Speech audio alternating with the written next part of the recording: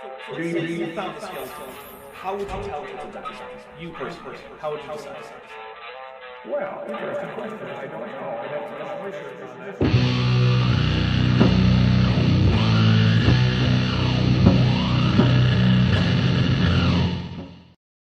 Hello, everybody. Welcome to Jackson with Jackson number. It's got a number. It's, I don't know, like 54 or something. 54. Yeah, 54. I think it's 54. I'm here with Jackson, who has muted himself. I did not mute him. That is all on him. It's true. I did do that. Yeah. It was me. Yes.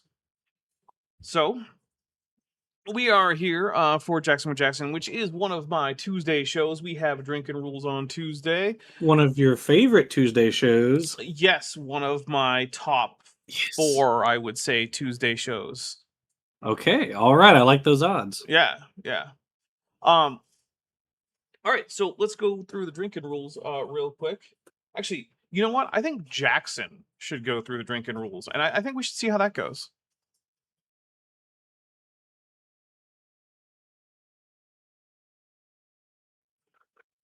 Jackson? I don't know if Jackson is here or not. I can't tell. Do what? Are you here? Sorry. I had to step away for a second. Yeah, I'm here. Okay. Did you hear what I had said? You said it's time for the drinking rules. And then you stepped away. Because then I said, I think that Jackson should be the one to try to tell us the drinking rules. Oh, no. Okay. All right. Here we go. Okay. All right. You can do whatever you want for a drink. You don't have to drink necessarily. Like I'm drinking a mango drink right now. You could high five your buddy, pet your cat, whatever. Don't operate heavy machinery. Dapper and I are not liable for any damages that are incurred. Don't text your ex. Let's see. Charles Jackson tells stories that don't happen sometimes. That's a drink trigger. Let's see. He references the National Socialists in the 1930s. That's a drink trigger. Mothra is a drink trigger. Hold on. I feel your eyes on me. Let me think. What's another drink trigger? Oh, that's right. If he gets a fact right, if Charles Jackson gets a fact right, just on his own, he doesn't read it. That's a drink. Sometimes he says stuff that's so dumb, so stupid, that we just have to take a drink. So we'll take a drink for that. That's all I got. All right, how'd I do? It's not great, but you know what? We'll go with it. It's fine. Okay, I'll take those odds. If there are any drink triggers that you missed, I'll make sure to call them out anyway, and we'll drink for them anyway. Let's see. Sapphire, Plushie Sorcerer's Life for $2 says, "Yay, Jackson! Boo, bad Jackson." Then there's an attempt at a Carmen, so we'll drink for that because Carmen is now an honorary kaiju. So good job, Carmen. I don't think she's in this room. Okay. Rail got Bella for $2 says, "Evolution died and resurrected 3 days later." Well, that would explain why it's still around. So yeah, maybe that is it. All right. As you can see, we do have a super chat goal, which will be to unleash the hosts, which I could use after the last few days, if I'm being honest. I forgot about ad hominem. Ad hominem. Ad hominem. Yeah, you did forget. My bad. That is if Charles Jackson mixes up what we can know about Lucy from Just Her Skeleton with what we can know about any taxon to which she belongs. Sorry. Do we drink for Trojan swords? We do. Okay, all right.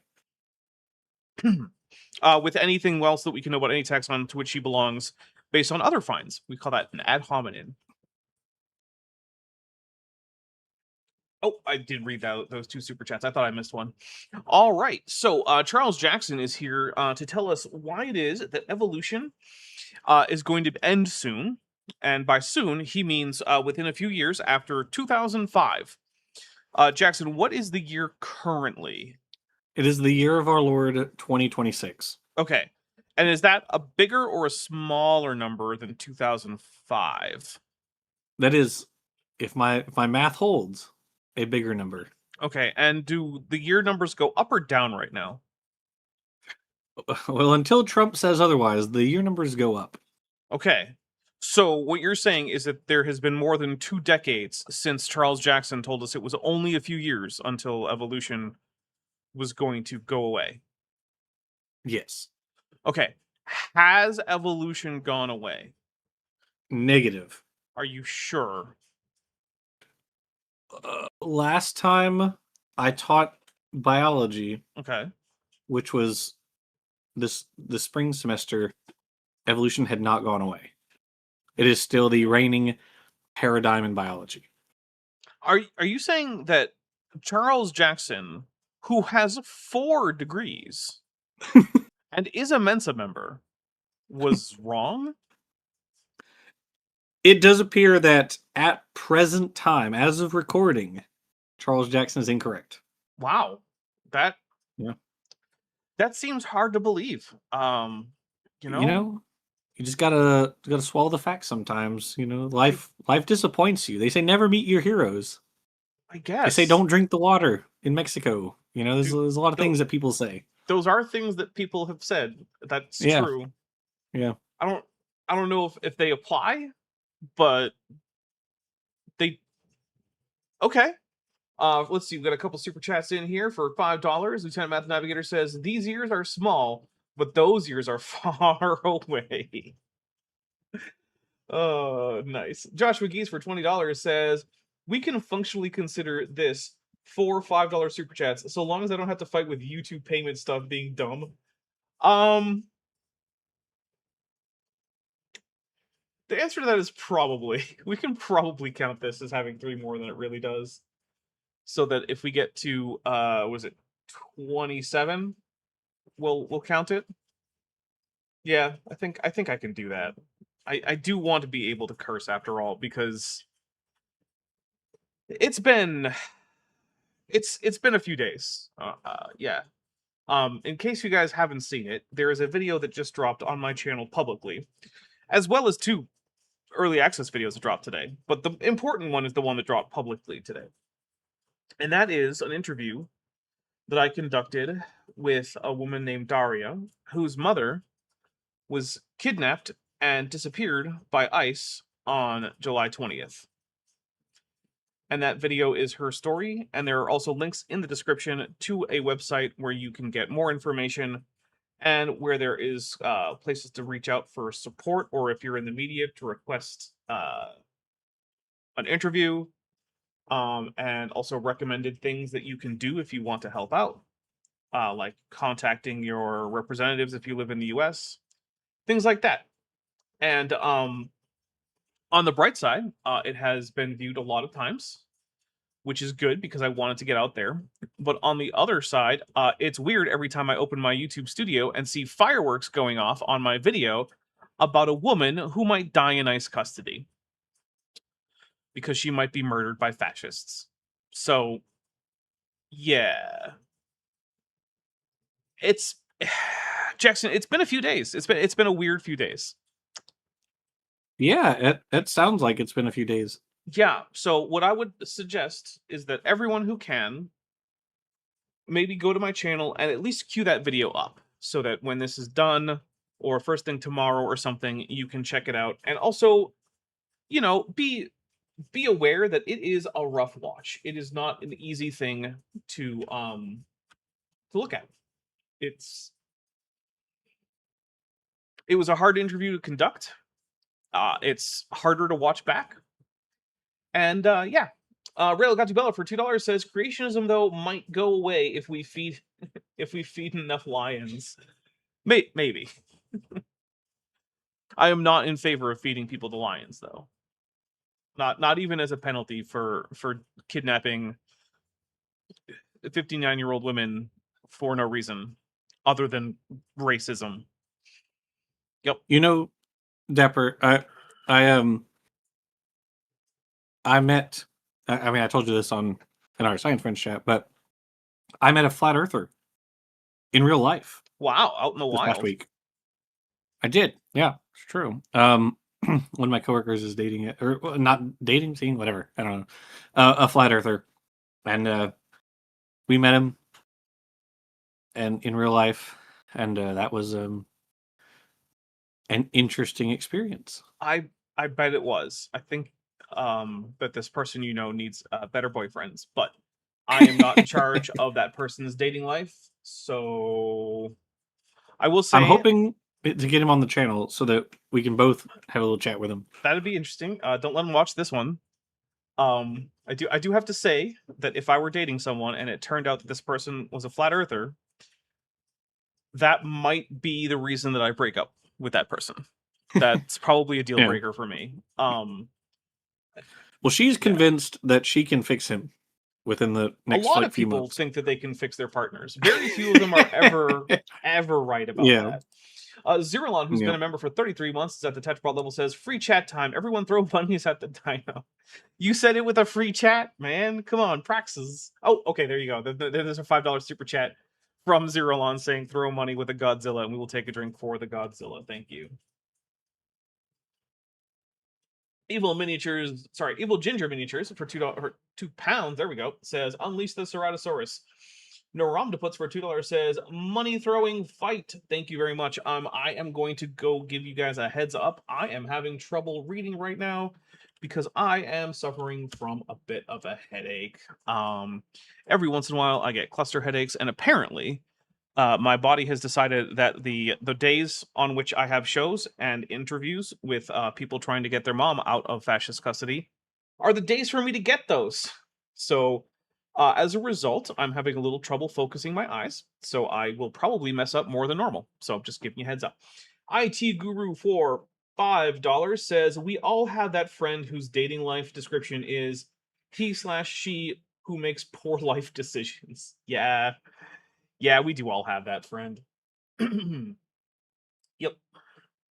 All right, so let's hear more reasons why Charles Jackson thinks that sometime soon, and by soon I mean, within a few years of 2005, so like let's say by 2010, right? Evolution will have been abandoned by the scientific community. And Evil Ginger Miniatures for £2 says, ice must be destroyed. I cannot say that I disagree with you. Oh, and then there's $5 from Pegajace, the Carbon 14 Mythicist, who says, Skreonk. Thank you. In case you guys don't know, Skreonk is the letters that are used in comic books to describe Godzilla's roar. Did you know that, Jackson? Skreonk? Yes. Okay. I think in the last like several years, the only Godzilla movie I've seen is the first one where they introduce King Kong, and I Okay, guess he's Jackson. Skreonked. I don't know. Jackson, we need you to watch the two most recent Japanese films, Shin Godzilla and Godzilla -1, because each of them are cinematic masterpieces that have won multiple awards. I'm not kidding, multiple awards. In fact, I'm pretty sure one of them won a Grammy. So, like, fascinating. I am not kidding when I say that they are cinematic masterpieces. That is not me being like. So it won a music award, huh? Not a Grammy. What am I thinking? An Emmy is what I'm thinking. Oh, okay. Sorry. Oh, I thought you were just saying like the oddly enough, soundtrack was so great. I think it that actually it won did an- win for soundtrack or something.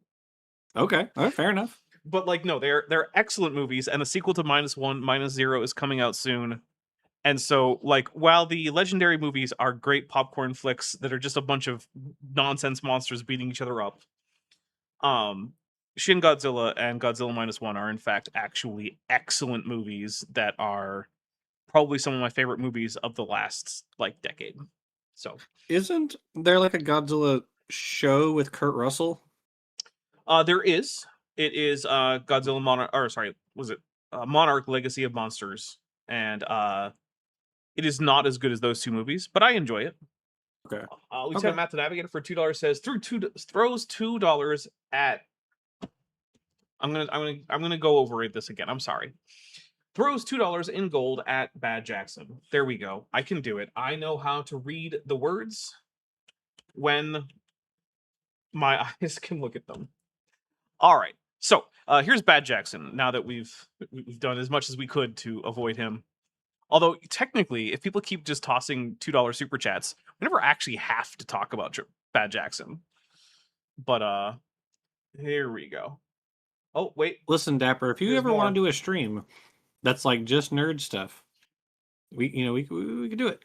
I would like to do that, but the algorithm would hate for me to do that, which is one of the problems that I have. There's a lot of stuff I would Also, like to is put online something- that I can't really. What's up?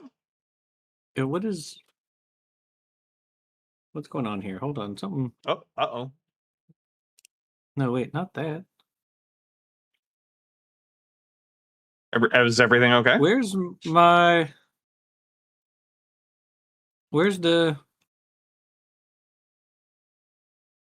the show? Oh, there we go. Wait, it says I've been disconnected.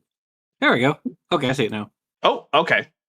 All right. right, For we're good. We're ready. For £2, Evil Ginger Miniature says, I have been that friend far too often. Well, that'll happen. That is a thing that happens. For $2, Jillian Wren says, Godzilla -1 is the first Japanese Godzilla to it was an Oscar. Sorry, it was an Oscar, not an Emmy. There you go. It was an Oscar. I knew it got some major award in the U.S.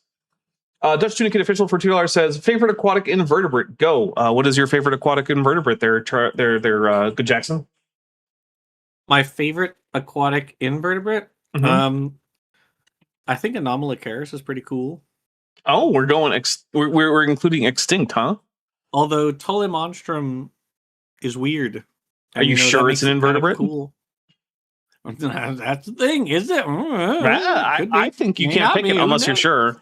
Because I'm also a big fan of Wiwaxia. Wiwaxia is a good choice. Halkieria is a good choice. Oh, that is a good choice. Halkieria.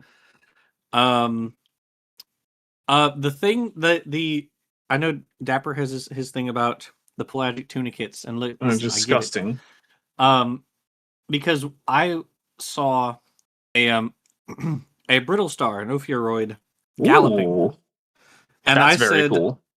That's not allowed, actually, in this aquarium. I said, don't you ever do that again. They literally and it didn't listen because it doesn't have a brain. He was literally galloping, like the arms like curved, and he was using them as though he were running. And I said, absolutely not. Brittle stars are crazy like that. Yeah. All right, Joshua Geese for $2 says, oh, you mean like this with a Mothra? And we'll take a drink for that Mothra. Thank you very much. Okay. Let's see. Lieutenant Math Navigator for $5 says, I saw one of the filming locations for Skull Island on my honeymoon and the site of They're Flocking This Way. Oh, that's really cool. Oh, actually, I think I remember you sharing pictures of the tree that Dr. Grant and the kids hid on Burr behind. And also, rest in peace, Sam Neill. That sucks. Let's see. Of course, your name is cut off. So Nim with random, and I'm not sure what else it says because your name is cut off because YouTube's being a jerk. But for $2.79, Beaverbuck says, I'll toss some coins towards this purpose. Thank you. And then for $5, Lieutenant Math Navigator says, and we landed with a helicopter at the waterfall in the OG Jurassic Park. Oh, that's really cool. I now kind of wish that I had been on this honeymoon. Hey, Lieutenant Math Navigator, you want to divorce and marry me and then take me on the same honeymoon? You can divorce me right after and then remarry your original spouse if you want. I just kind of want to go to all those places.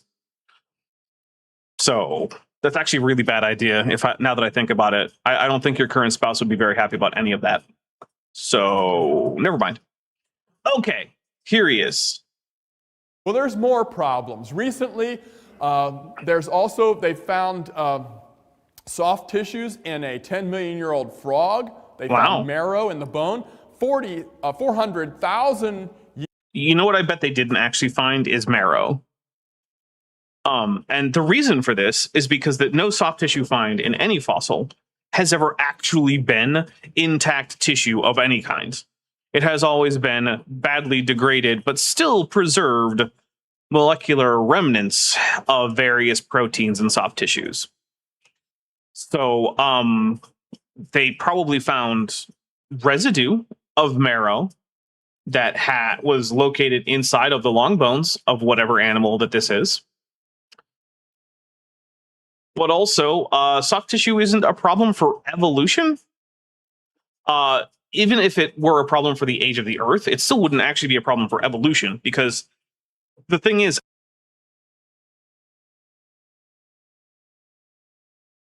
sorry, I thought my microphone had died or something there. So yeah, there is a difference between common ancestry and evolution.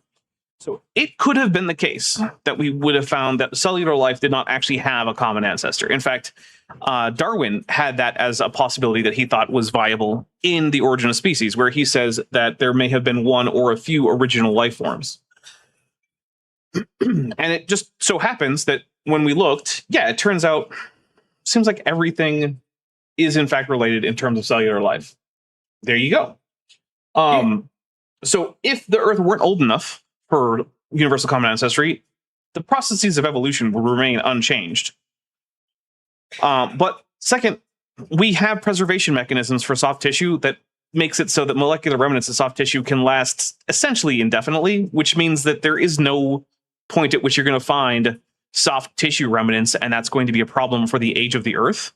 Plus, even if we didn't have that, we have basically all of physics giving us dating methods for the age of the Earth, and all of geology giving us minimum ages for the Earth, and all of them are vastly outside the young Earth timeline. And then, so even if we didn't know how this worked, we could go with, okay, maybe everything we know about geology and physics is just completely wrong, or maybe there's a little bit of biochemistry happening that we don't understand. Jackson, which one of those do you think is the more parsimonious? It is probably the biochem.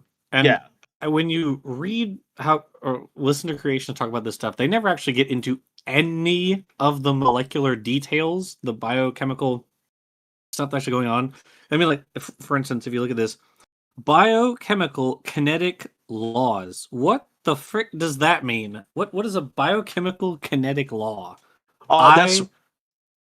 Okay, I teach biology, and I've not heard of this before. This is the law of what happens if someone makes a bullet out of bone and shoots it at someone. Oh, is that? Yeah, because that's right. That's biochemical and kinetic, right? That's true. Yeah, that's true. I had failed to consider that. Bone is a biological compound, or it's made of biological compounds, and bullets use kinetic force to inflict damage. Yeah, Deborah, I didn't think about it that way. I just like when you actually read these guys and listen to how they talk about it, they never go into specifics.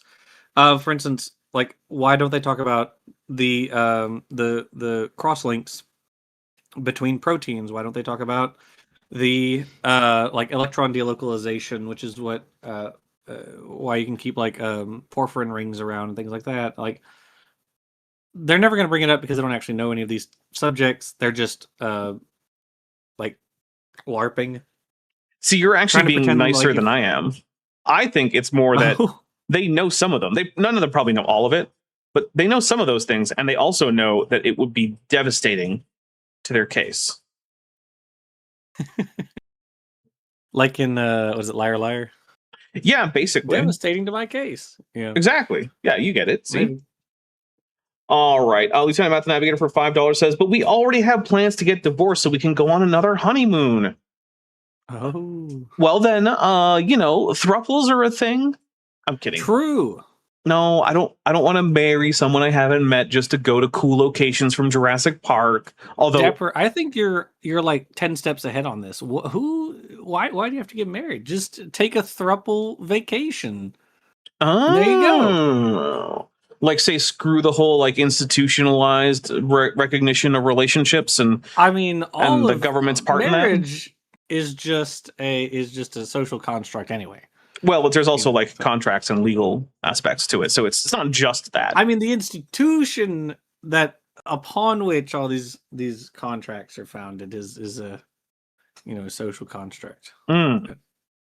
But you're right, the actual contract themselves, yeah, no, not a social construct. Yeah. Let's see. Josh McGee says there was a super chat from Naramdaputs with a specific font for $10. I will look through and see if I can find that.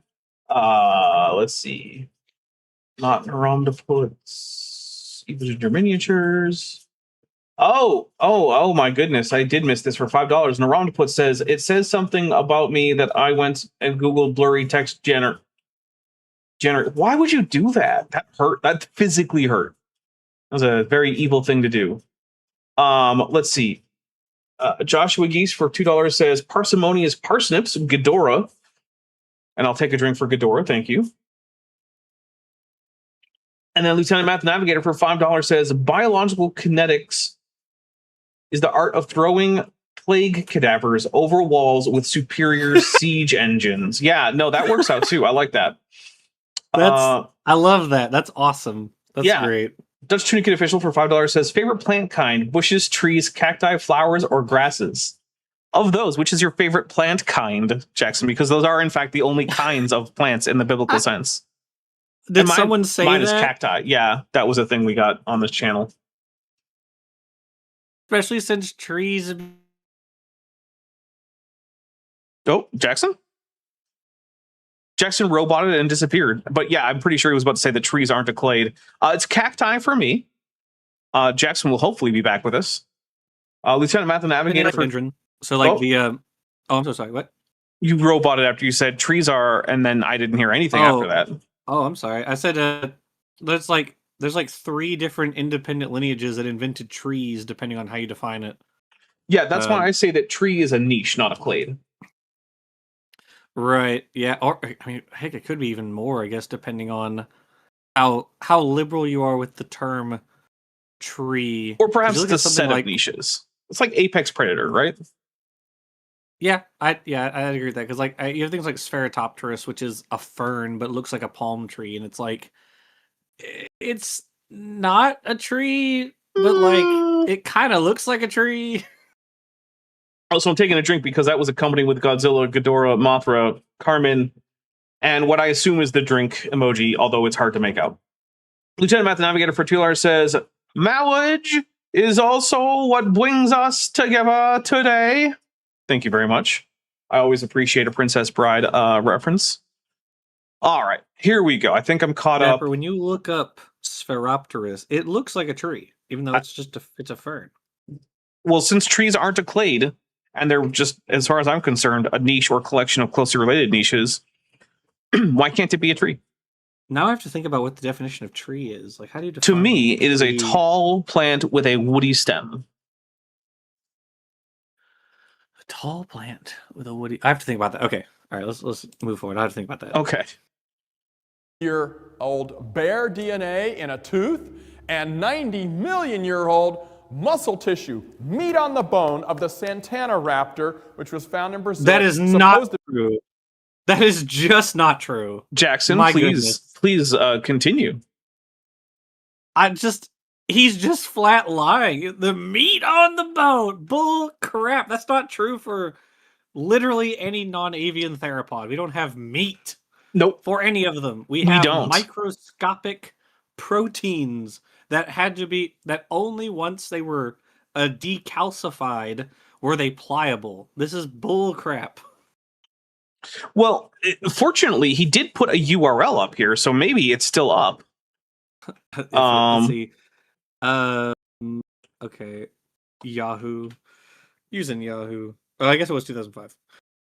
Yeah. Let me see if I can find that. Sweden, Spain, Science, Santana Raptor. Okay.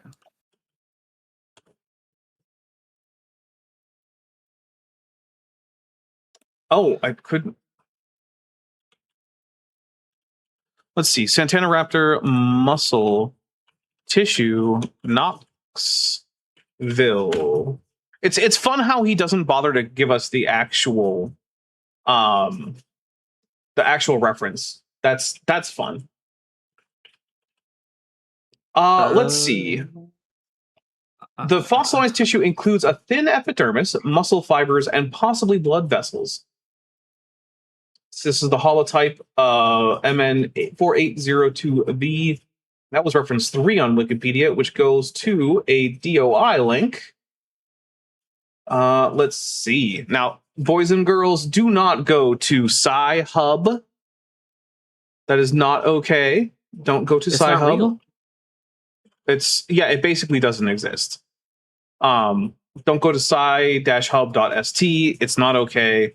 It is an evil way to bypass a paywall. So don't. Which we would never do here. Nope. Never. We would never on Dapper Dinosaur Incorporated. No. Yeah, because you definitely need to pay the $40. I'm definitely doing that right now. To buy this access to this paper. That is what I am doing. So yeah. I would never do anything besides that. All right, so let's take a look at these soft tissue finds. Let's see. Scanning electron micrograph samples of early Cretaceous theropod dinosaurs. Several muscle fibers. Yep, those are individual. Did you say micrograph samples? Scanning electron micrographs. Like microscopic? Yep. And there are enough muscle fibers that you could count them with one hand for most of the pictures and two hands for one of the pictures. Okay, so not meat on the bone is what you're saying. No, not meat on the bone. Okay. These are tiny, microscopic, and it also looks like hardened. No striations indicating. So there are also striations that indicate the previous presence. Yeah. Soft tissue is preserved in several parts of the nodule. It can be distinguished from the matrix and bones by bright colors and different texture, except near the unguals. So not only is it not meat on the bone, it is still actually hard as rock because you can't tell based on it being squishy. You have to tell based on actual visual and texture and color. So that's That's great. Okay, so not meat on the bone. Okay. No, that was just a lie. To make sure. Okay. Yeah, which means Charles Jackson lying. We're gonna take a drink because that was easy to find. That was a Trojan source right there. Yep. Lieutenant Math Navigator for $5 says they found Roaring Fire's malt beer Red Raptor meat off the bone. Trip on Bobby. I do like a good Lord of the Rings reference. The real tip. Why do you cut everything off, YouTube? Why do you do this to me? It's so annoying, and I can't just make it bigger because it doesn't work. The real Tim something that I can't read, so I'm sorry about that. I do actually feel pretty bad about that.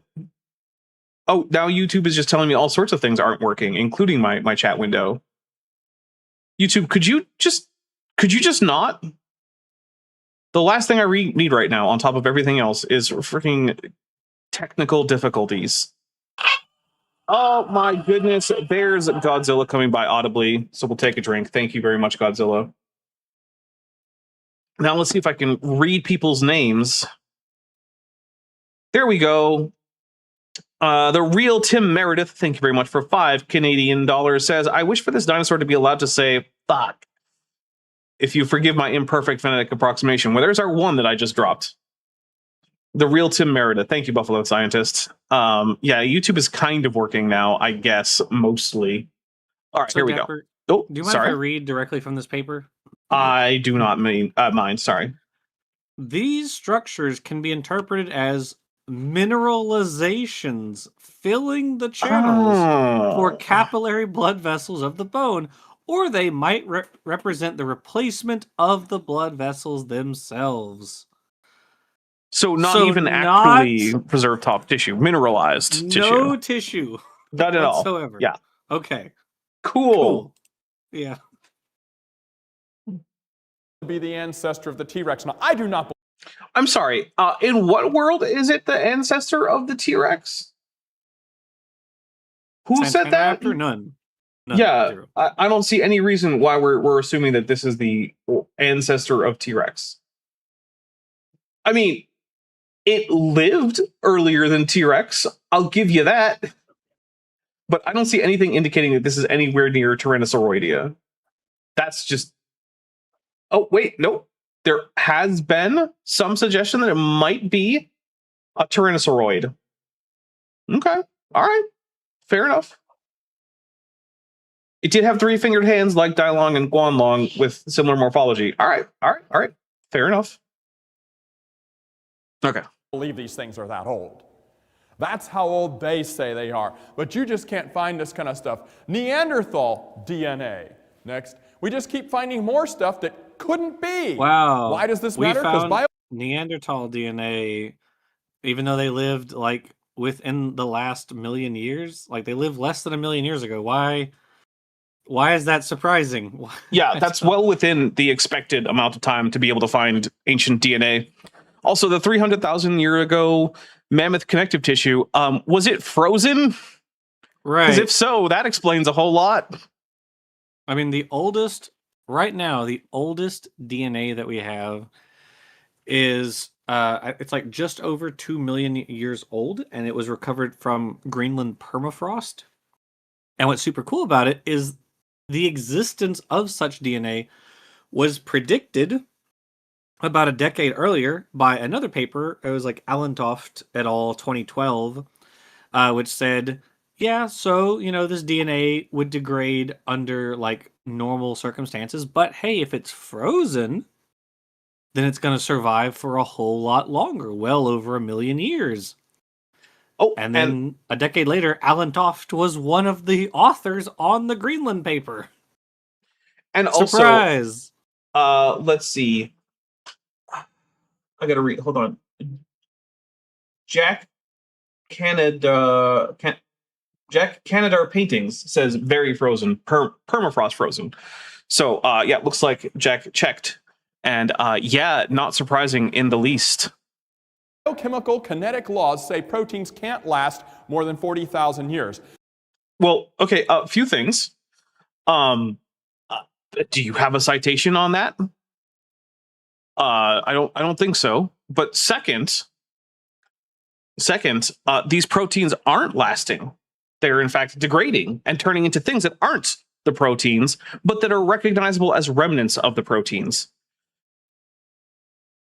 All right. So also, I think he's missed.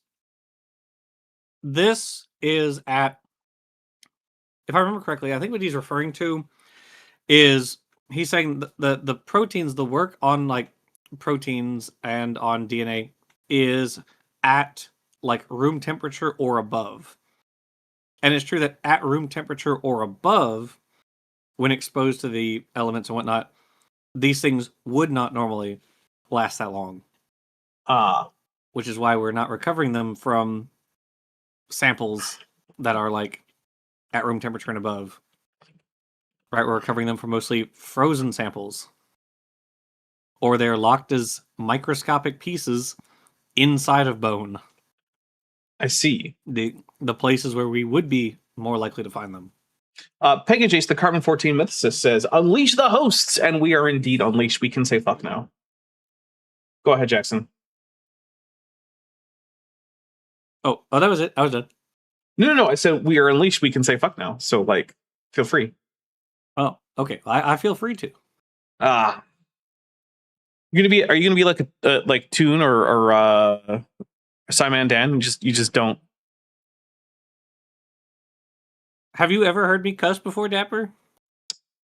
The answer is no, you haven't. I feel like the answer might be yes, but not not that much. But thank you to Zilane22 for joining the channel at the tetrapod level. 2 videos went up for early access just today. So there you go. All right. Aerododger for $4.99 says, question for Jackson, in your professional scientist experience, how move big rock? That's a good question. I get big man. That's it? Move big rock. What if it's a really big rock, though? I get really big man. I don't know what to tell you, Dapper. Okay, but what if it's like 1,000 tons? You don't know a man that big. I get multiple big men. Oh. I am but a small man, so Right. I cannot move big rock. But with the help from multiple big men, can move rock. Ape together strong. Okay. I mean, I have heard ape together strong. That is true. Okay, here we go. Evolutionists, I just call them Evos, ignore science laws and just say this. Look at this. This is from the Smithsonian Magazine. How many? Jackson, you haven't told us which law anyone's ignoring. You just said biochemical kinetic laws as if that's a real thing that people know about. It's like earlier, Carl Baugh, in one of those videos I released today, talked about the cosmological constant, by which he meant just like the total sum of all mass in the universe, which like isn't like a thing that people talk about as the cosmological constant. And then he said that if you added as much mass as is in one kernel of corn, which is to say a few grams, the universe would, quote, explode, unquote. I don't feel like that's true. I can't imagine a way in which it is. He gave no references. And I think we're just doing the same thing here. Like, if I just make up laws, then just, plus, yeah. When he says kinetic laws, he's referring to experiments that show that on average, pieces of DNA or protein aren't likely to survive past a certain point, which is, last time I checked, not what a law is. That is generally not. Yeah, no, that is. Yeah. So, Templar Warden, who's been a member for 9 months and is at the Tetrapod level, says, Dapper, are you familiar with the game Dino Blade? I have seen at least one trailer, but that is about it. Or no, it wasn't even a trailer. It was a demo of an animation. It wasn't even a whole trailer. So I am aware that it exists, and that's about all I can say. It does look funny though, like pretty cool. Let's see. The real Tim Meredith, who's been a member for 6 months, says this man has never called biologists Evos. Yeah, I'm not familiar with him saying that either. But like, I don't think so. Yeah. Yeah, it's a weird thing. Dapper, have you ever watched? I can't remember the name of it, but there used to be this show. I would see it on like Saturday morning cartoons, where the kids were like anime. They were drawn like anime, but the dinosaurs were like 3D animation. That does not sound familiar. But does anybody know what I'm talking about? Kids cartoon 3D dinosaurs. What was this? Does anybody know what I'm talking about? I don't.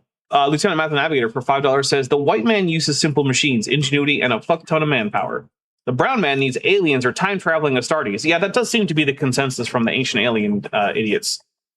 It was like, oh man, how could these non-white people have built a thing? Must be aliens. Because yeah, people who aren't white can't figure out how to move big rock. True. The underlying theme of all those is racism. All those conspiracies. It's just racism. Yep. That's all it is. Yep. You might not think that it's racism, but it's true. It is just racist. It's brown people can't build thing. Yeah, basically. It turns out a whole lot of conspiracy theories just come down to some kind of bigotry. And it's usually the Jews. You know, it's usually the Jews. In the case of the ancient alien stuff, it's just non-white people broadly. So it's not quite the Jews. Unless you're the spirit science guy who thinks that the Jews are time travelers who came to Atlantis. I don't want to talk about that. Orange Dot for $2 says, Hail Zinch, blame Bad Jackson for prompting this. You know what? Bad Jackson would be a servant of Zinch. He tells enough lies. Zelane, Dinosaur King. There we go. It's called Dinosaur King. Zelane 22 for $2 says, ice is a side pouch full of little icky green pouches. I think I get that, and I'm going to take a drink for it. Thank you very much. Okay. It's on Netflix, apparently. Oh, neat. All right, here we go. Ever heard of the Smithsonian Museum? Yes. Smithsonian I've never heard Magazine of the Smithsonian. says Schweitzer. I've been to the Smithsonian. Nice. I'd love to go there. That'd be a lot of fun. It was decades ago, and I spent more or less the entire time reading every single plaque in the Smithsonian Museum of Natural History. Yeah. And that took me like a week. So good Lord. But that tracks, honestly. That definitely tracks. Yeah, it took so long, but I had a lot of fun doing it. And that was the trip where I first tried sushi and decided that I liked it. Nice. Sushi is dope. Yeah. Also, Buffalo Scientist has responded with Dinosaur King. So yes. Thank confirmation. you. I appreciate it. Okay. Professor's work is just showing us we really don't understand decay. So we never got it right. It's not that we haven't gotten this evolution thing right, it's we just didn't get this decay thing right. Yes, because of those two things, one of them has way more evidence, and it's not decay. I know that it's the one that Charles Jackson would prefer it be, but that's not how reality work. Reality work does not have any obligation to make Charles Jackson happy. In fact, based on what would make Charles Jackson happy, it's almost like evolution has an obligation to do the opposite of what would make him happy. Lieutenant Math Navigator for $5 says, we recently had a guy claim the Mississippian mounds were built with the help of dark angels and the Smithsonian hid giants. Oh yeah, the dark angels. I forgot about the dark angels. And then we decided that was obviously the dark angels from Warhammer, as led by the Primarch Lion, L. Johnson. And Lion is his first name, and L. Johnson is his last name, Jackson. I don't know why you think his name would be Lionel Jackson. That's stupid. Lion Johnson. L. Johnson? Yes, it's very stupid. I love it. Honestly, yeah. I love it. It's right up there with Angron, who is the one who's angry all the time. Or Mortarion, the one who's in charge of the Death Guard. Or Sanguinius, the one who's in charge of the Blood Angels. It's like, guys, sure. Does everything have to be this on the nose? And the answer is yes. Yes, it does have to all be this on the nose. There are no other options. Couldn't Charles Jackson make this exact same argument about literally everything we don't understand right now? Yes. Like he's just saying, what, you're saying we don't, that there are aspects of science that we haven't fully documented yet? Like, well, yeah, that's why scientists are still employed, my dude. In fact, actually, working. As you point that out, I feel like we need a drink for that being so stupid. For $2, Lieutenant Matt the Navigator says, but he's not a conspiracy theorist or anything. No, of course not. Look what it says. There's a lot of really basic stuff in nature that people just make assumptions about. Like maybe evolution? I mean, sure, maybe. But we checked, right? That's the thing, we checked. And it all checks out. Now, not every single detail is well described, but all the big parts check out, like universal common ancestry for cellular life, human common ancestry with non-humans, all that stuff. Jake, Dapper Inside Joke here, Nelson for $50. Somewhat. Thank you so much. Said, had some financial good fortune. Wow. Here's yours, Dapper. Jackson, you'll get yours on your next live stream. Thank you so much. That is amazing. So Jackson, you have to have a live stream now. Well, not now, but you know. Dapper, I basically told Peter a couple weeks ago, I was like, we're just going to table live streams for now. Oh, no. Well, then does that mean you want to talk to the Flurf on my channel? Well, so, okay. Well, what I mean by that is, well, obviously, I mean, you can still upload the video, of course. But what I mean was like, we were doing like, regular Thursday live streams. Like we just do it every Thursday. Mm-hmm. But I was like, unless Dapper and I have a debate or Nestle wants to do one of his Philomaniac shows, I was like, I'm just, I don't know. That's fair. But like when we have the Flurf on, like I'll come back for if we have Craig on again. I haven't heard anything from him recently. Or if we have the Flurf guy, we'll have him on. I was reminded the other day, because one of my coworkers at the aquarium was like, I watch your videos, and I was like, my condolences. And they said, yeah, I love watching you guys debate creationists. That hasn't happened in a little while. Really? I mean, I do think we're good at it. It's just that so few of them are willing to bother because, well, we're good at it. It's the same problem with all the Flurf debate channels have, is all the Flurfs run away. They still exist. They're still spreading nonsense on Facebook, but they are deathly afraid of stepping into anything but an echo chamber.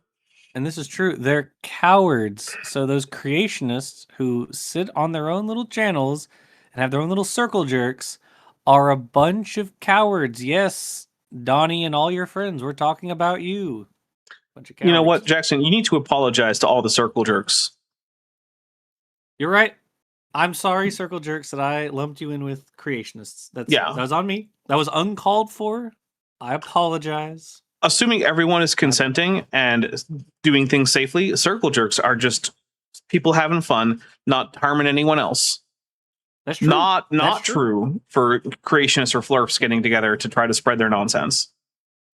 Also true. There's unfortunately a very well-known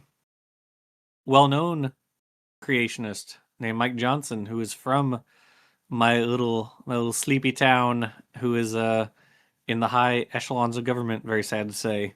Sorry to the rest of the world for Mike Johnson. We apologize from Shreveport. I mean, really, I think that this probably means that Shreveport should be besieged.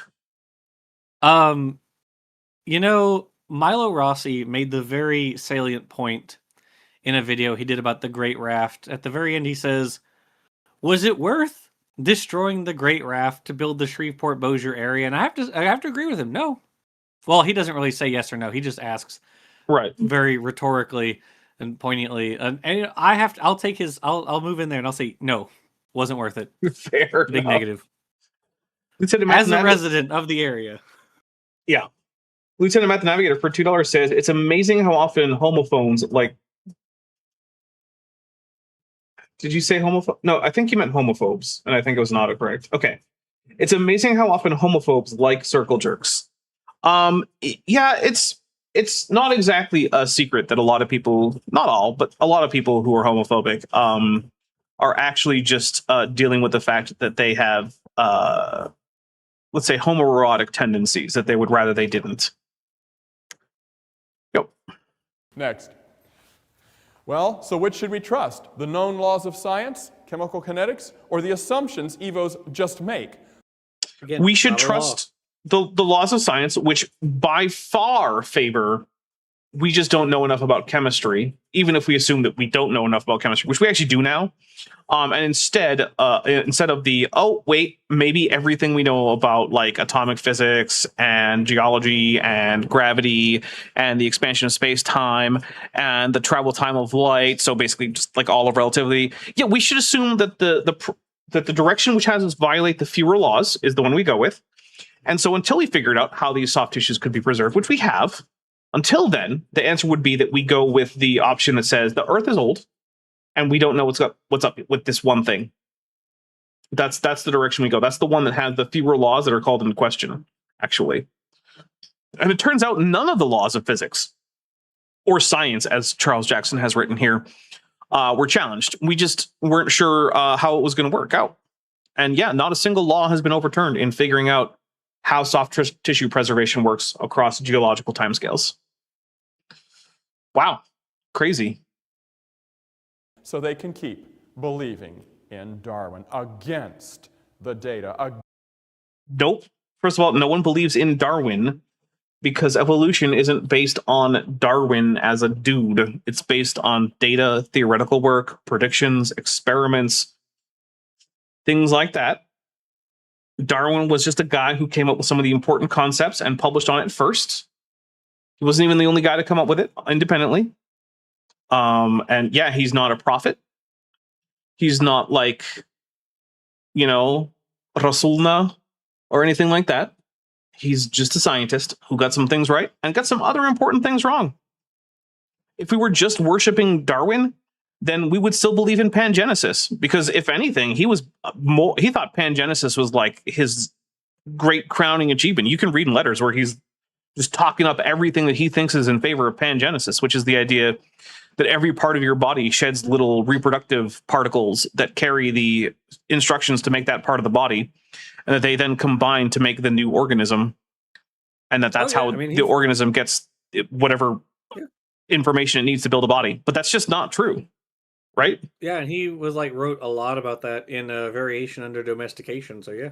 Yep, that was one of his huge things, and now everyone ignores that because it's not true, and we know that.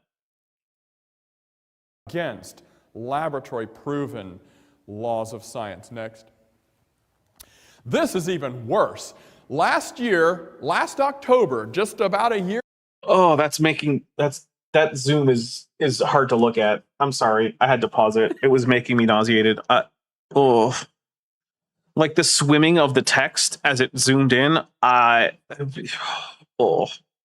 we're gonna take an early break because that didn't like that, and we're at about the break time, so we're gonna take a quick early break. So if you need to, like grab a snack or use the bathroom or get a refreshed drink, this is the time to do it. And that was a thing that I just had.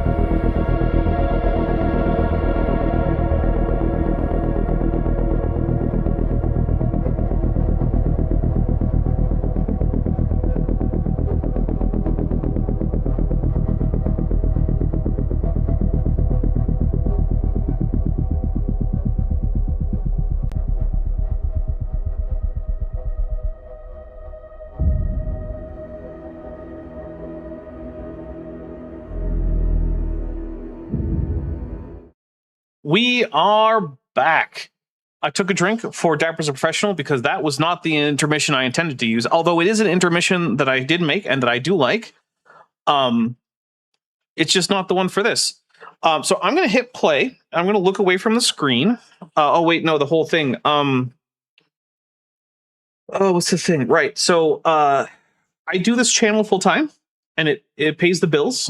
And if you appreciate what I do here and you would like to make that a thing that I can keep doing in the future, and and you want to support financially, there's the Patreon and the memberships, the channel memberships. The Patreon starts at $1 a month. There's a 15% discount if you go annually. Memberships start at $1.99. Both of them give you early access to videos. 2 came out earlier today for early access. They both give you access to my Discord server for supporters, which is a cool place to hang out, in my opinion. There's also merch. There's also a couple wish lists. I have a Throne wish list for like physical items. I have a Steam wish list for video games if you want to get me a video game. Let's see. There's also super chats, membership, gifting, all that stuff is all really important. There's also a how to render for me. That basically helps me get animations out, and there's easy to follow instructions in the description if you want to render for me. It doesn't actually send me any money, but it does make video production smoother. So there's that. That's about as much of the commercial as I'm going to give because I don't want to give any more of it. So Jackson, let me know when it stops zooming because I'm going to look away. Okay. A year ago, this grad student And and it's her done. professor at Ohio State, not far from here, over in Columbus, found, now this is in formaldehyde, a pickled crinoid, because sea lilies or crinoids live today, but crinoids also are found deep, deep, deep in the fossil record. Well, that's because they live deep, deep, deep at the bottom of the ocean, but They actually don't live deep, deep, deep at the bottom of the ocean. They're shallow water animals. They typically live in Also- places like coral reefs, usually. Yeah, what a dummy. And also, there is literally no relationship between the depth of a rock in the fossil record and the depth of its the location that it was deposited. There is no relationship between these whatsoever. And it True. was dumb that he said that. Very dumb. Let's take a drink I for was- it. Yes. And I was also looking for. I had to grab off the shelf because I know this example. The example he's pulling up with the crinoid is. I believe that Fazal Rana mentions it in Dinosaur Blood and the Age of the Earth. So I grabbed it off the shelf. Surprisingly good video or book from a creationist. While you're doing that, Jake Dapper Inside Joke Nelson for $5 says, since Jackson isn't doing live streams, I finally bought The Rocks Were There. There's your money, Jackson. Well, You made a sale. I'll give you that. Then thanks from RJ. Oh, is he the one who the- makes the money from that? Yes, but I'm fine with him making the money on that. He deserves it. Which, by the way, speaking of, we are very close on Rocks Volume 2. Very close. Literally, I think RJ just has to finish editing Chapter 7. And then we're trying to figure out if we have the space for what was initially Chapter 6. The book is very long, as you can imagine. And so we're kind of working that out right now. But it's very, very close. Before the year is over, we will have Rocks Volume 2. So I'm very excited about that. It might not be in here. I thought he mentioned it, but I'm looking in the index right now and I don't see crinoid on here. Okay, well, my mistake. I thought it was in here. It is still a very good book. Highly, highly recommend for anyone who's interested in like soft tissue to read this book. So Nice. okay, well, we can go on then. All right, here we go. forget about that. But they're found deep in the layers of rock, and this one, the one that she found, according to the rock layer it was in, was 350 million years old. Look, we were talking about What? 90 million year olds. Nope, that's not what that said. It said that she found compounds from crinoids, so biologically produced chemicals, not even which ones, in 350 million year old rocks. That's not the same thing as finding a crinoid that she's holding in her hand in a 350 million year old rock. What is wrong with you? Like, seriously, what the fuck is wrong with you, Charles Jackson? Are you just lying? It's been a rough day. I don't know why this is the thing that's setting me off. But like, First of all, I'm taking a drink. It's quinones. They were quinones. That's what it was. Those aren't even complex proteins. Correct. Right. Yes. Oh my for one God. thing, yes. He found. But yes, I need to find in here. Because he does talk about that. He talks about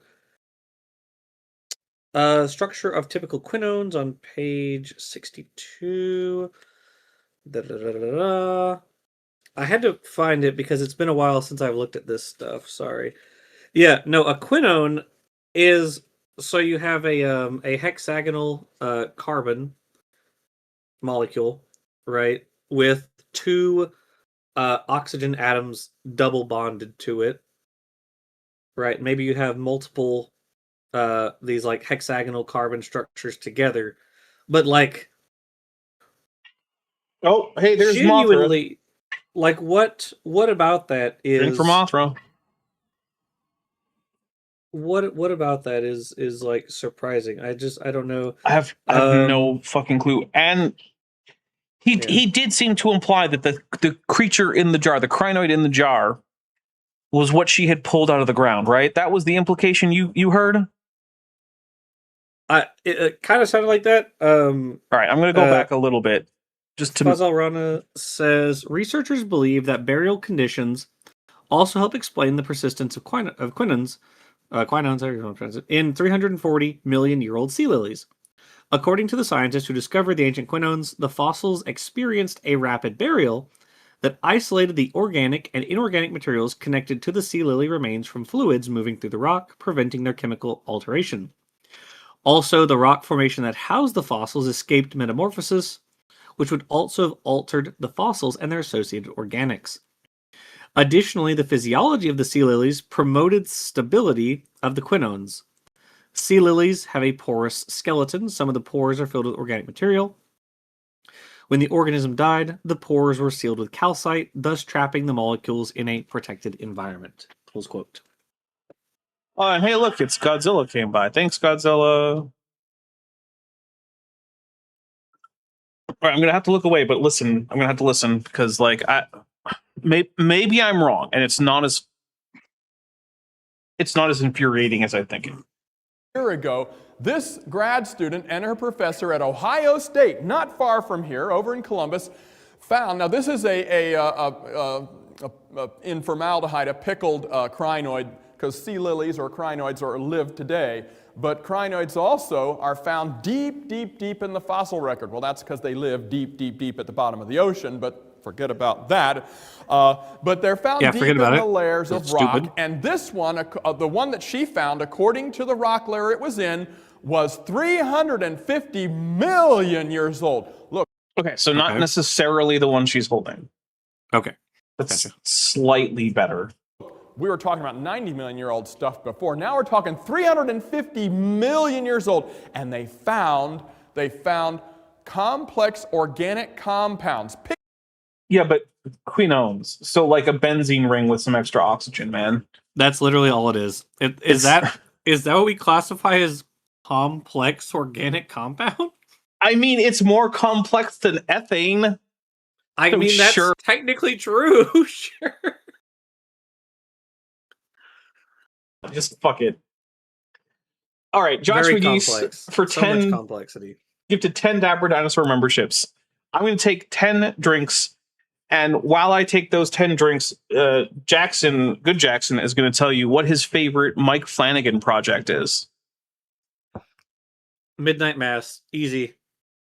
Slam dunk. I only got through 3. Go talk about it a little bit. Okay, all right. Well, Life of Chuck was also really good. I really enjoyed Life of Chuck. In terms of the shows, Midnight Mass was my favorite.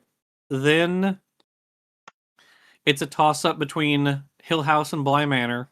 Oh, it's Hill House, obviously. You're like, okay, let's say it's Hill House. Then it's Bly Manor. I mean, I like Bly Manor, but Hill House is better. Then it's Fall of the House of Usher. And then at the bottom is the Midnight Club. I did not care at all for the Midnight Club. Wait, what about Hush or Oculus? I haven't seen those. Oh, well, Oculus is better, but I liked Hush. At least that's my opinion. Also, did you know that apparently he's been attached to the upcoming Warhammer 40,000 Amazon show? I did not. No, that's news to me. Yeah. So I find that exciting because one of the things I've been saying for a while now is that I don't think that the Amazon show should jump into like Space Marines and Primarchs and crap. And I've thought that like something more along the lines of like one of the Inquisitor books where there's like a grimy noir mystery setting full of primarily just regular old humans or sometimes mutants, but not like genetically enhanced super soldiers with organ implantation, right? It's a bit much. And a lot of those have had more of a horror tone. And so it makes me think that maybe they're going to adapt an Inquisitor story. Maybe even adapting the Eisenhorn trilogy. That'd be cool. I'd watch the Eisenhorn trilogy as a 3-season arc, and then they could do like 3 more seasons to adapt the Ravener trilogy, and then they could bring us into like the current lore by adapting the Beckwin books. That sounds interesting. I really enjoy Mike Flanagan's work. I think he's great. I've enjoyed. This is like how everything good Jackson becomes a Warhammer fan. I've enjoyed everything except the Midnight Club. Sorry, that one I just thought was really boring. And I thought it deserved a second season, but whatever. Everything else I genuinely adored. The scene of Midnight Mass where Riley and what's her name? The chick who's Mike Flanagan's wife, where they're sitting on the boat at dawn is like one of the most beautiful and heart-wrenching scenes in like any show I've watched. Yeah. It's such a great. I was literally like live texting Dapper as I was watching. You were. Dapper was like, Jackson, I need you to watch Midnight Mass, and so I was like, all right, I'll give it a watch. I was right. And the church scene towards the end, I was just live like texting him like, no. Yep. We got a couple super chats. Great. My Infinite Journey for $2 says, "Hail Daps and good Jackson. Hail drinking rules," with a. That is the fist emoji, the fist up in the air emoji, and then the winky tongue out emoji. And then the China Math Navigator for $5 says, "I poured myself a glass of ice water. Clearly, I am an expert on complex cocktails." True. Yeah, according like to just Charles like Jackson. True. Can be found naturally, as far as I know. Because again, it's not that complicated. It's a benzene ring with some oxygen. Yeah, benzene is found. I mean, heck, all or maybe not all. Benzene, definitely yes, has been found in like asteroids and on other planets. Most of the amino acids have been found on asteroids. Uracil that has been found on asteroids. Like we've found way more complex organic like molecules in outer space than quinones. Like, come on. We found whole sugars out in space. Yes, exactly. So this is very silly. Yeah.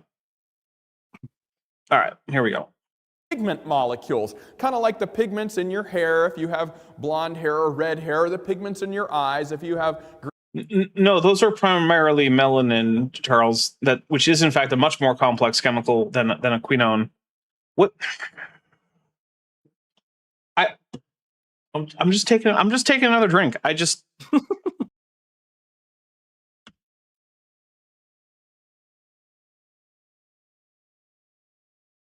One quinone, right. Like whatever. Green eyes or brown eyes, pigment molecule. Green eyes are not the result of pigments primarily, Charles. They're primarily structural color, which is also true of blue eyes. Taking a drink. Humans don't make green pigments. There's a reason that no one has green hair. My Infinite Sock for $2 says, "Don't drink yourself unconscious. Like and share." You can't tell me what to do. You're not my real dad. I'll drink myself unconscious if I want to. I don't know that I do. I might though. It's getting there. This is a physically painful episode. Now, normally pigment molecules are proteins. I emailed Christina O'Malley and asked her drink if from they Mothra. determined whether these molecules were proteins or not. Because I know proteins can only last 40,000 years, even according to the wildest imagination. And she said, well, no, we haven't. She emailed me, we haven't determined that they're proteins yet. Maybe she kind of caught a sniff of my email that I was a crazy. Or maybe quinones aren't fucking proteins. Because they're not. Yeah, because to have a protein, you have to have amine, or you have to have an amino acid, right? Or amino acids. You have to have, and each of those has its own components, like an R group has an amine group, right? So none of the characteristics that quinones have. Yep. Creation scientist didn't want to say anything. But even if they aren't, they are complex, fragile organic molecules lasting 350 million years. Well, I mean, complex if you're grading on a scale from like ethane to benzene, I guess. Like, which is pretty low on the end of complexity when it comes to organic chemistry, but like, sure. We've also found the scale is individual atom to benzene. Oh, okay. I mean, we've also found things like actual ribose, the sugar, in an asteroid that is like billions of years old. So, like, Charles, what is the thing that you think would break down what's basically a benzene ring, right? What would do that? What's the thing that you think automatically makes benzene rings fall apart? Because chemical bonds don't just break apart spontaneously. Roshina for 199 says, Dapper, I give you a big hug with a hug emoji. And you know what? I appreciate that. It is a... I'm probably going to go lay down after this. Or lie down? I don't know. You know what? Fuck valency. Valency is stupid. Also, I missed a super chat. Lieutenant Math Navigator for $5 says, in space, you can find the components to make something not entirely unlike tea. That's true. That's true. And then Fits of Rage for $2 says, AIG is a bag of frozen dihydrogen monoxide. You know what? I'm going to take a drink anyway. Oh, no, I see what you did there. That is because I get it. I'll take a second drink for me not knowing what the hell's going on anymore. I've lost track. All right, let's update the tracker here. There we go. Okay. Here we go. Let's hit play and talk about how what's basically benzene with a few extra bells and whistles is just going to break down spontaneously in rock for some reason. No chemical way. Next. What? Okay, so hold on. He thinks that like the silica crystals and whatnot that make up the rock in question aren't going to decay away, right? Because like he's not like, oh, how could the silica crystals have lasted this long? Right. So what are the criteria under which he thinks that chemicals will break down spontaneously over time? Because apparently, for silica, it's just not happening. Dapper, but it's the biochemical kinetic laws. Oh, I forgot. I forgot. That is, they say that silica is immune. It's not biochemical. Benzene doesn't. In fact, if anything, benzene has vulnerability to necrotic damage. So, cast inflict wounds on the rocks to get rid of all the benzene. I have no idea why I'm doing D&D terms, but like it works. It works. It's fine. Yeah. I got it. I was there. I was listening. Yeah. Well, the evolutionists. How many have heard of Richard Dawkins? No, oh my fucking god! I don't want to talk about Richard Dawkins. Is that someone? Is that a scientist or a personality or something? It's a or fucking transphobic piece of shit is who it is. Oh, I hope. Given that guy sounds like a piece of garbage, it's probably a good idea that no one does any like long-term series on books that he's written or anything. That would be really embarrassing if they Instead, you should did do that. a series based on Yan Wang. You're right. You're Yeah. absolutely. I bet he hasn't become famous for being a fucking Islamophobe and deciding to basically embrace Christianity because he thinks it gives him an excuse to be more of an Islamophobe. Which is a wild reason to call yourself a Christian, even a cultural Christian, is because I want to do more Islamophobia. Wow. Yeah, that was the oof was off the charts with that one. Jeez, I'm so fucking tired of talking about Richard goddamn Dawkins. Yeah. Why would anyone do that? He says, looking off into the distance. Richard Dawkins, who wrote the book The God Delusion last. That was also a bad book. I'm taking a drink. It's true. Making me think about the God Delusion. I say this as someone who's probably read more Dawkins books than anybody else in this chat today. Yeah, it's not a great book. Sorry, that's my hot take or cold take? Question mark? I don't know. It's my take. I mean, in this audience is probably a cold take. Among most audiences that are doing like creationism debunking, it might be a hot take. Like I have a book that I actually got just this week from the interwebs. I've got some books on you could read any of the work by Helen de Cruz and Johann de Smet. They write much better and more philosophically informed works than Dawkins does.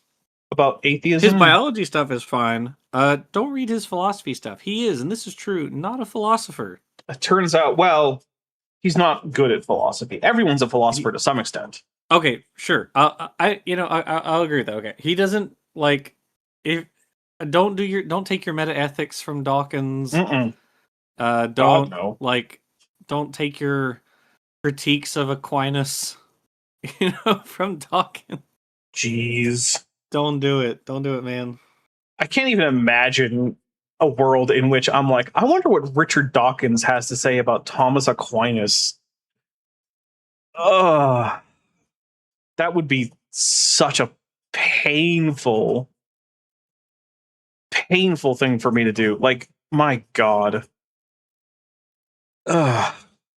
Next thing you know, he's going to write a book about like, all right, so what about St. Gregory of Nyssa? Like, the fuck do you...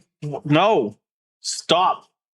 There was also Jerry Coyne, another biologist who was like, I'm going to write a book about atheism. And also just like, why? Hey, atheist biologists who feel like you need to do some philosophy. You know how there's this saying that you can be good without God? Work on that first before you do your book about atheist philosophy. Work on that first. Work on that. True. Because Coyne is also a transphobic piece of garbage. Yep. Oh, and which is sad. Also, he and Dawkins are also misogynist on top of it. So and there's that, too. They joined Lawrence Krauss. They both wrote chapters for Krauss's Screed last year on... censorship and science. With science, yeah. Which, by the way, there's a very, very good Sean video. That's SHAUN, Sean. On the War on Science, which is the name of Krauss's book. And it's because, two things. First of all, the book is terrible. It's like chapters written by people who are like PR for the opioid industry and people who are like the Mennonists, so they're massive misogynists, massive transphobes. Some of the people are racist. Some of them, it's like, are not racist, but it's kind of like you could have just not spoken and the world would have thanked you for not speaking. And then there's like Jordan Peterson's also in it. Why is Jordan Peterson in this book? And then also, I can tell you because it's a transphobe club. Yeah, it's the right wingers all getting together to talk about how the real problem is not that science has been gutted, by the Trump administration. It's that brown people are the problem, right? And women. Or women. Sorry, and women. Yeah, women. Yeah.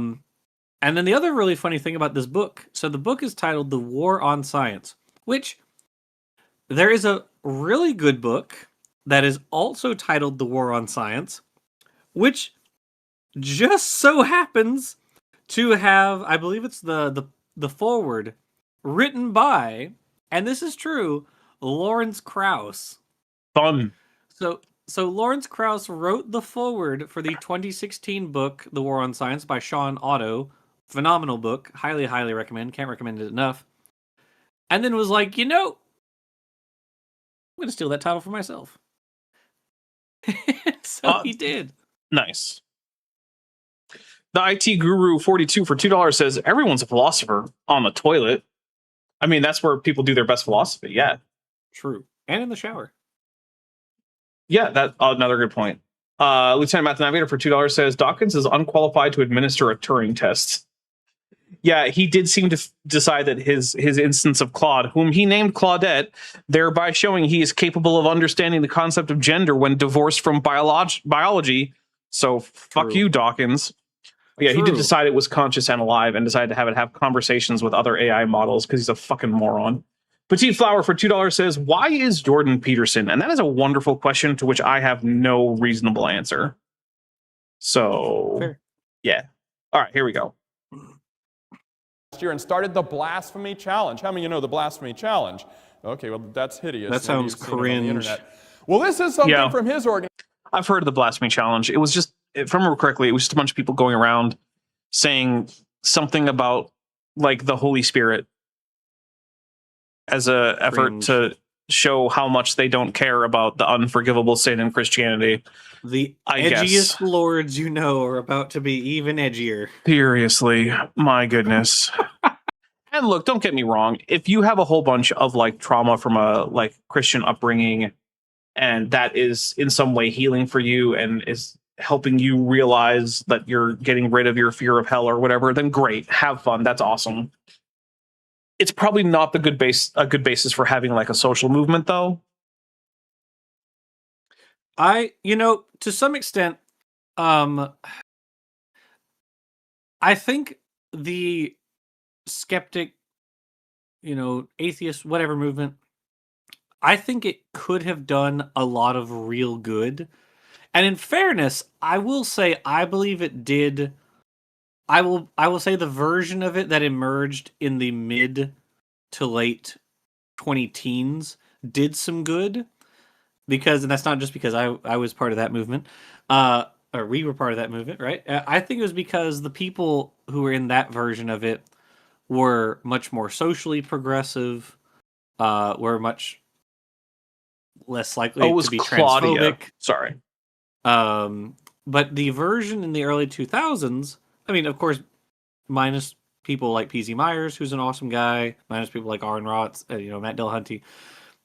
But the version that emerged initially, right, was kind of a reaction in some part to the rise, this sudden rise of like evangelicalism, right? You have George Bush, who wins the presidency. You have the wars in Afghanistan and the war in Iraq, and there's a lot of like crusading talk, right? And so I think there should have been a backlash to that, right? It didn't necessarily have to be from atheists. It could have been from the Democrat Party writ large, but here we are, whatever. However, the movement rather quickly underwent like a pretty big schism because it turned out a lot of the members were like anti anti-queer people, women's rights, anti-trans. And so that kind of sucked, like they become a big movement and then that's what splits it. That sucks. So anyway. All right. For $5, Math Navigator says, I've heard of energy vampires, but Charles Jackson might be the first known vampire to feed on cringe. True. Oh, that's good. Yeah, that is good. All right, here we go. Look at this giant tidal wave of science just washing over this little dinghy of sort of the SS Minnow from Gilligan's Island, labeled creationism there. That's the way they're trying to say we are, but that's not the case. You know, methinks they don't. I would say the boat's too big. The fact of the matter is they're just trying to spin doctor this whole thing to make them look right when they're absolutely wrong scientifically, and we're going to see more of this. What did Dawkins have to do with that? Also, if they're so strong, if they're so right, then why can't we even talk about it? Look, in schools... About what? Hear no creationism.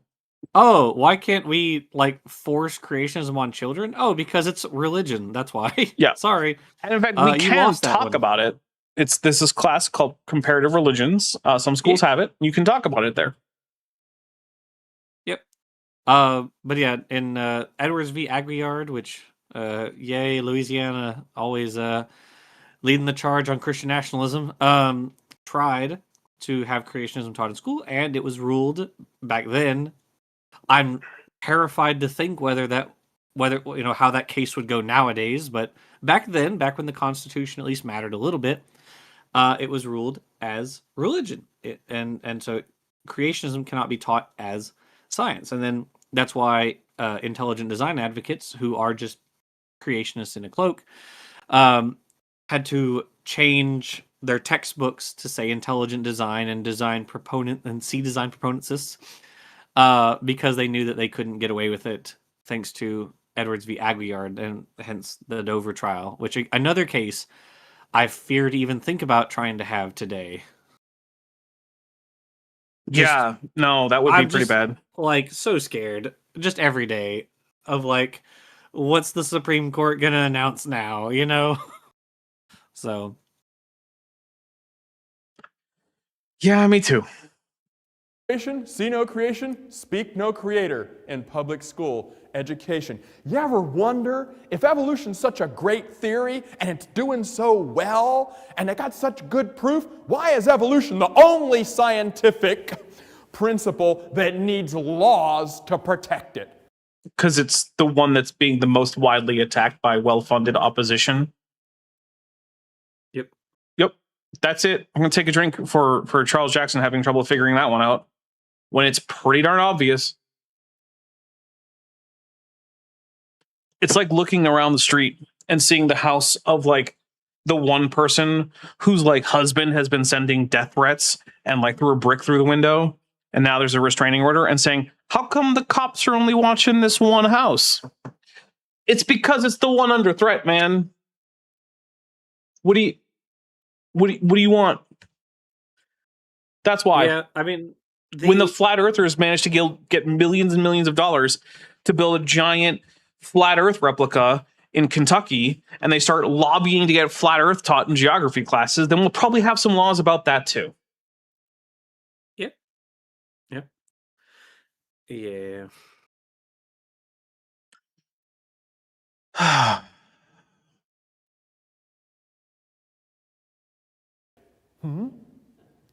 Why do they have to pass court cases? We don't have to do that for the law of gravity, do we? Or we demand that the law of gravity be taught properly in school. Do we have any religious groups fighting against the law of gravity? No. Not in any significant numbers, no. Yeah, I mean, there's Christian flat earthers who would like to, but okay, sure. Not in significant numbers. Yeah. All right, here we go. You know, that's because it's obvious evolution is a myth. And the myth buster is happening to it right now. Okay, let's go next. Now, if some evolutionists have said, well, we just don't start teaching kids early enough. We don't teach evolution enough. We don't teach it in enough college classes. We don't teach it to kids young. Well, look at this. Look at this. That's Dr. Seuss. Look. From fossils, dinosaur teeth, eggs, and bone got stuck in the muck. Then that muck turned to stone. These fossils are old. They are dusty and worn because they were made long before you were born. Not hundreds of years, not thousands of years. Sorry? I had that book. Nice. Good book.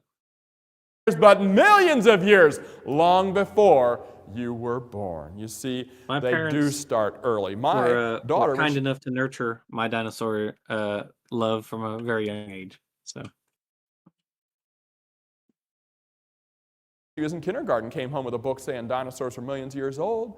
And many of you probably have stories of your younger kids, younger elementary kids, first, second, third grade, coming home with stuff all about evolution, how we came from monkeys and monkeys came from fish. And I mean, humans are fish and monkeys, if those words mean anything in scientific terms. It's true. Fish came from worms, and that's the grand story that does start early. I would argue that snakes are fish that returned to worm. Yeah. It's a tube within a tube. Mm-hmm. And I took my college classes, even back in the 70s when I went to college. Danielle, you're experiencing it now, but I experienced it then. Every class, astronomy, geology, geography, biology. Oh my God. You know, they were all teaching science. Old No. is in all these fields that interact with the age of the Earth and the universe. Oh God, the horror. I'm taking a drink for oh my goodness, can you believe that all these science classes were teaching the scientific consensus? I can believe that, because that's what science classes are supposed to do. Even English class, evolution would come up. Philosophy, religion class, it's taught everywhere. They've had enough time, and it still hasn't worked for them. Next. This man here, I'm going to go backwards a little bit. Wait, hold on. What do you mean it still hasn't worked for them, Charles? You've presented nothing that would indicate that in any way. Just delusional. Here, and point out something that Richard Lowen said in 19... Is it Richard or is it Roger? Because you put Roger on screen, my guy. And presumably you're looking at this. So, like, what do we... Did he just look at the name Roger and say Richard? I think this is Roger Lewin. Okay, cool. Olivia Williams for $6.99 Beaverbook says, a reminder, that's someone who believes... Oh, right, okay. A reminder, that's someone who believes in a talking snake. Oh, yeah, it is. That's a good point. Yeah, that's... It's always weird when that's pointed out to me directly. Like, yeah, this is a guy who believes that snakes can talk and that donkeys can talk. But only sometimes. Yeah, that is true. 1982. He is an evolutionist. He said this in Science magazine, one of the two most premier journals of science in the world. He said this: natural selection, how many ever heard of natural selection? Okay, natural selection can weed out some of the complexity and slow down the information decay that results in speciation. How can decay result in speciation? Ron Cooper was talking about how can you take a whole bunch of bad things. I mean, here's an easy way. Let's say that there's a population, and in that population, the oocytes have a zona pellucida, which checks for a particular protein. And then in a subpopulation, the zona pellucida, or the genes that control how the zona pellucida is going to work, lose the ability to check for that particular protein. And then that population also, coincidentally, loses the production of that protein in the spermatozoa. Now, that group can no longer reproduce with the group that does still check and still has that protein. And then they're going to start losing gene flow as time goes, which means that they have become reproductively isolated, which is one of the big species concepts. In fact, I would say that in all cases, if two groups cannot produce fertile offspring together, they are two species. But the fact that they can is not always going to put them into the same species. So it's reproductive isolation is always speciation. So there's a quick way. It wasn't that hard to think up, man. That's just the first thing that came to my head was like that there's a scenario where the loss of information, which I guess in this case means the loss of, function, it could result in reproductive isolation. There you go. Solved it. From the past, put them in a bag, shake them up, and expect good things to come out. That's speciation isn't good or bad. It's not a value judgment. It's just a thing that happens. Taking a drink for that's not good. Who cares? Evolution doesn't sit around wondering what Charles Jackson thinks is good. The universe doesn't give a shit about Charles Jackson. Sorry, buddy. What Dr. Lowen is talking about here. He is an evolutionist. Natural selection may have a stabilizing effect, but it does not promote speciation, or the origin of species. I mean, I disagree, but it usually doesn't. Where have you heard that before? Origin of species. Isn't that the title of Darwin's book? It's the central idea of evolution. I'm predicting that he's not going to mention mutation, because my guess is that that's the next thing that Roger Lewin talks about. But Charles Jackson doesn't want to talk about that.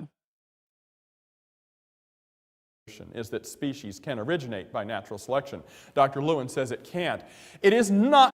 No, he didn't. He said it couldn't happen just from natural selection, which I still disagree with. Well, actually, my example wouldn't have been natural selection. It would have been genetic drift. So maybe I do agree with it. I'm not thinking about it that much. Okay, let's read this. Natural selection can weed out some of the complexity and so slow down the information decay that results in speciation. I don't trust whatever's happening in that ellipsis up there. Yeah, there's another thing. I hate when creationists put ellipses in their quotations because it almost always hides very important context for the quote. It may have a stabilizing effect, but it does not promote speciation. It is not a creative force. I will agree that natural selection is not a creative force. That was a debate that was had at one time, right? But by the time that he's writing, because you had like the Luria-Delbruck experiment in the 40s, so that was putting the kibosh on that whole argument. Right. But by the time he's writing in the 80s, like that was way past. Natural selection can have a stabilizing effect. It definitely does promote speciation when you have two populations in separate environments. So like I don't know what the article's about. This is just a random quote from it. We're missing part of the quote. Like I have no idea what's going on. I don't even know if these are consecutive sentences, right? Like we have no idea. Dutch Tunicate Official says ring species do exist, to be fair. That's true. They do exist. Yeah, I mean we have no idea if these are consecutive sentences. We don't know what that ellipsis is doing. We have no idea what the article's about. We have nothing. We have nothing to go on here. So I did find a 1982 article from Science in this issue, volume 217, but it does not contain this quote. It's on the origins of introns.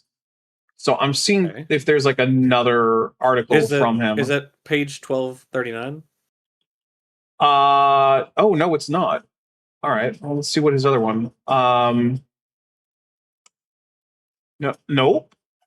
And those are the only two I'm finding from this issue of Science. 3 September 1982. Let's see, page 1239 to 1240. No articles seem to be appearing on page 1239. A downward slope to greater diversity. Is that from a different issue?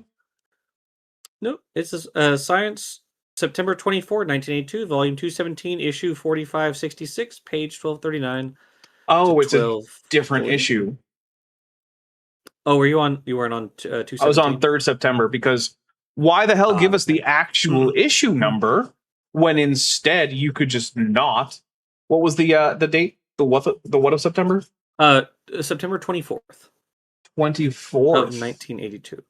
Of course. So here's I wonder if I have any friend websites who would be interested in giving me the entire article? ? And the answer is yes. Haha. Okay. All right, let's look for does not promote F does not. Okay, here we go. Here's the whole thing. All right, so this is from this source. Natural selection, a central feature of neo-Darwinism, is allowed for in Brooks and Wiley's theory, but only as a minor influence. Quote, so this is him quoting someone else. These aren't even his fucking words. Amazing. It can affect survivorship, Brooks says. It can weed out some of the complexity and slow down information decay that results in speciation. Why is my screen covered by some crap? Jeez. Hold on. This is being annoying. I'm just going to paste it somewhere else. So also, they're talking about their version. So they're trying to incorporate natural selection into their version of a different theory, right? So they're talking about applying non-equilibrium thermodynamics to living systems. So they are talking about natural selection in a particular model of evolution, if that's what you want to call it. Yeah. So let's see. This is not a statement on natural selection as it exists. Let's This keep is a reading statement. Sorry, go ahead. It can weed out some of the complexity and slow down information decay that results in speciation. So it does, in fact, result in speciation, according to this. It may have a stabilizing effect, but it does not promote speciation. It is not a creative force, as so many people have suggested, and quote, within the quote, competition, another important feature of neo-Darwinism, blah, blah, blah. Let's see. What Brooks and Wiley have presented so far in their theory are heuristic formulations, not mathematical proofs. Remains to be seen whether our work can be mathematically linked with Priogene, says Wiley. Meanwhile, they propose to move their proposals to a quantitative plane. This involves marriage between developmental biology and phylogenetics, a particular form. All right, so I was wrong. It does not talk about mutation. However, it is, in fact, not something that Roger said from after the ellipsis on, which is not a Trojan source, but it is pretty fucking dishonest to quote someone and then quote them quoting someone else without a hint that that's what you're doing. And of course, no, this is not talking about how speciation is impossible and natural selection doesn't help with evolution.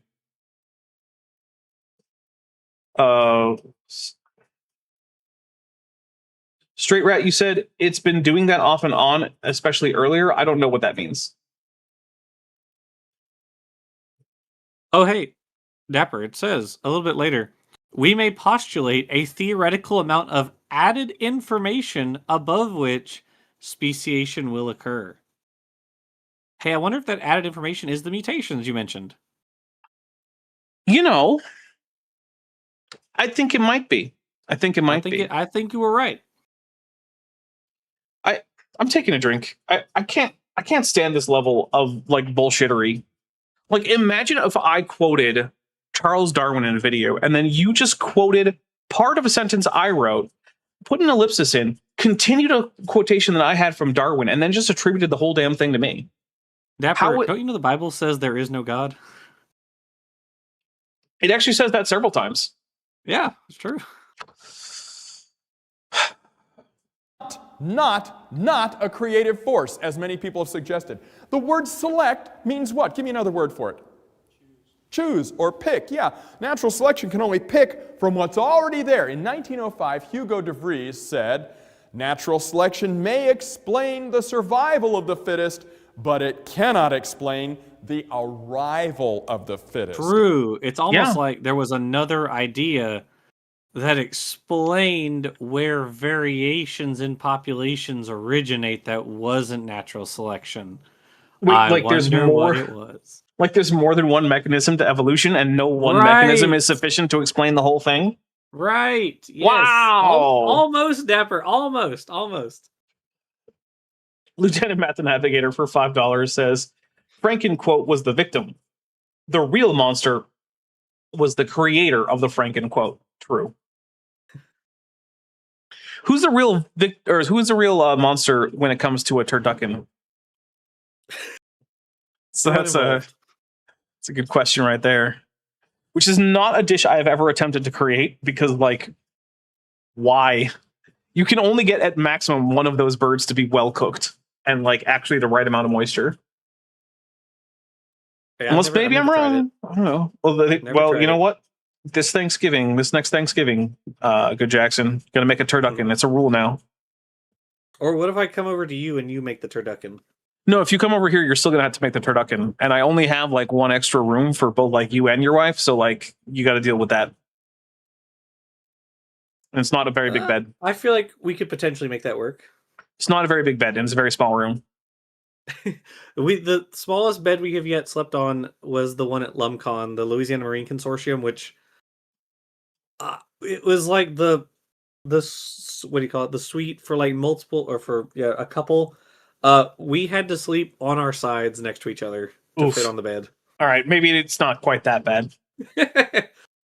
And it's absolutely true. Nice little thing to remember. It has a nice jingle to it. Okay, next. And here's another one. Now Sahelanthropus chadensis is a fossil. I'm going to get a little technical here with you, but I'll go slow and repeat. It's the least virginal of all the hominins. Repeat myself. I'm a teacher. I can do it. We'll all be able to understand. The Sahelanthropus chadensis was found in the country of Chad. That's why it was called chadensis.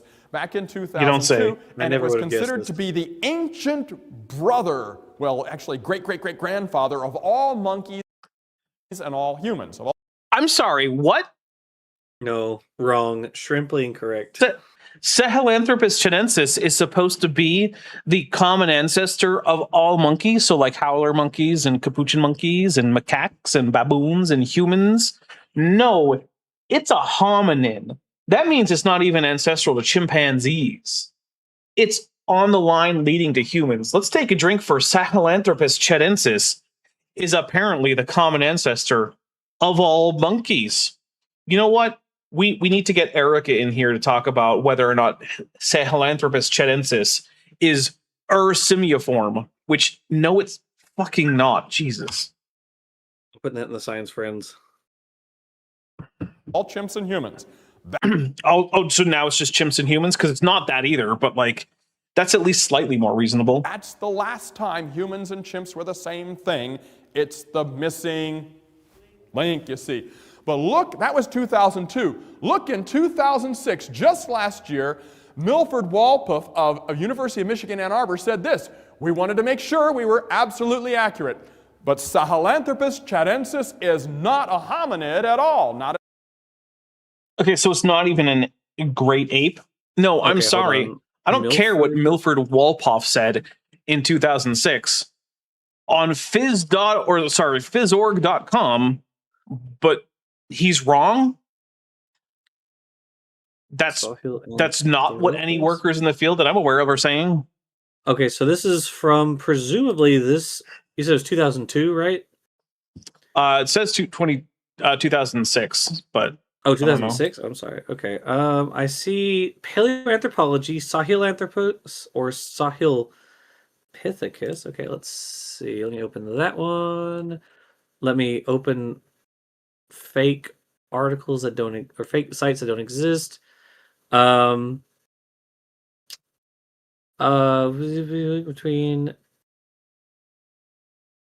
hominids must share. Well, that's interesting. Okay, so here's the abstract. Beginning with Ramapithecus, there has been a continued search for an ape-like hominid ancestor in the Miocene epoch. Sahelanthropus chadensis is an enigmatic new Miocene species whose characteristics are a mix of those apes and Homo erectus, and which has been claimed by Brunet et al. To be the earliest hominid. However, we believe that features of the dentition, face, and cranial base that are said to define unique links between the TooMai specimen and the hominid clade are either not diagnostic or are consequences of biomechanical adaptations. To represent a valid clade, hominids must share unique defining features, and Sahelanthropus does not appear to have been an obligate biped. That doesn't make it not. Wait, are we talking about the time before hominid meant hominid, when it back when it meant hominin? Is that actually what's happening? Is he just saying it's not a hominin, but he's using older terms? Because that might at least make it somewhat reasonable, even though the consensus is that it is in fact a hominin. At least it is now. Lieutenant Math Navigator for $5 says, we found more missing links than Mensa members. Charles Jackson has found intelligent thought. Sorry, let me restart that. We found more missing links than Mensa member Charles Jackson has found intelligent thoughts. Correct. All right. Well, while you're looking that up, I'm going to start wrapping things up here because we are at about that 2-hour mark. So, I think we might look into this a little bit more because it sounds like what might be happening is that by hominid, he means what we would today call hominin, because I am not sure when the swap over from going from saying hominids, where the things more closely related to humans than chimps, and that Pungidae was what we're still calling the great apes.